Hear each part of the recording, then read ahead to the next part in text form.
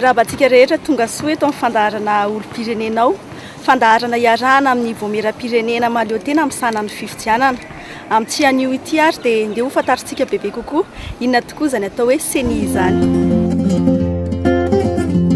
CENI na Commission électorale nationale indépendante fantatry ny maro amin'ny fandraharana sy ny fikirakirana resaka fifidianana eto Madagasikara.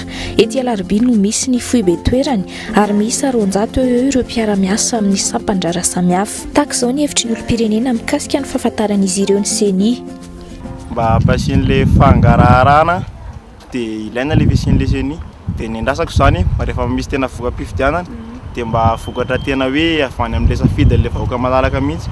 Izany hoe tsisy fanerenan-kolaka izany hoe hito ny fidiana dia terenan-kolaka le olona hoe ataovy fifidianana an'ity misy fangalaram-bato fa fahaizako azy ny mikasikasiky mitantana mikasikasika fifidianana tokony atao mangarahara resaka fifidianana eto Madagasikara.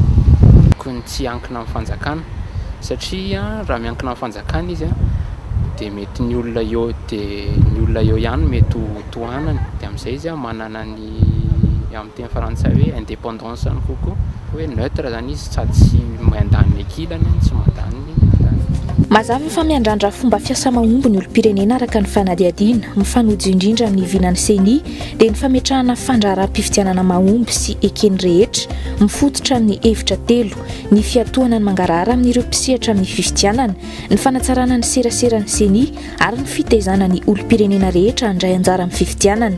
Mampiavaka ity voamera-pirenena ity ihany koa ny havitsy ny mpikambana ao anatin'ny birao maharitra raha toa ka 920 tany amin'ny CENI voalohany 320 tamin'ny andro ny tezamitana ny CNT na 9 ny mpikambana amin'ny birao maharitra amin'izao fotoana izao ka ny iray filoha ny 3 filoha lefitra ny 2 mpampakateny ary ny 3 mpanolontsaina.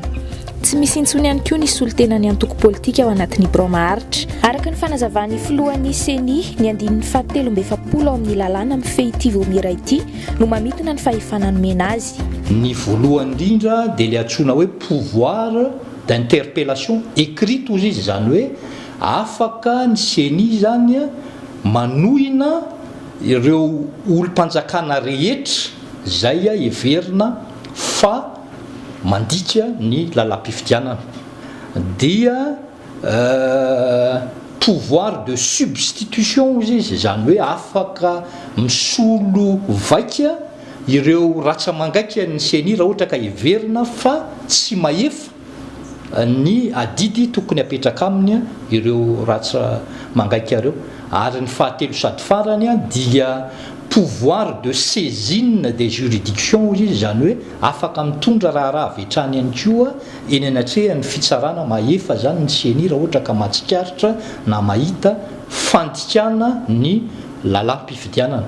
Mangony fotsiny amin'izay zavatra izay ny voalazan'ny andininy fa 720 amin'ny io lalàna mifehin'ny CENI izay milaza ihany koa fa afaka mitondra ny olom-panjakana rehetrarehetra eo anatrehan'ny conseil de discipline ny fonction publique ihany koa ny CENI raha ohatra ka misy heverina fa manoharina na manotohina eo amin'ny fomba fanatodisana ny fifidianana. Enina taona tsy azo avoazana ny fiam-potoana iasan'ny CENI amin'izao fotoana izao efa voarafitra manontolo ny drafitr'asa mandritra ireo enina taona ireo. Raha fehezina dia fanomezana aina ireo dingam-pifidianana maromaro no tena antom-pisiany izany. Araka ny fanazavana hatrany isy ny fifidianana eny anivon'ny faritra sy ny faritany amin'ny taona 724 ny taona 824 kosa irosona ny fifidianana filoham-pirenena sy ny solombavambahoaka ary aorian'izay ny communal sy ny senatorialy. Nanatitratitra ny filohan'ny CENI fa mila fotoana maharitra ny fanomanana ny fifidianana miasa maharitra sy isan'andro amin'izany ny CENI.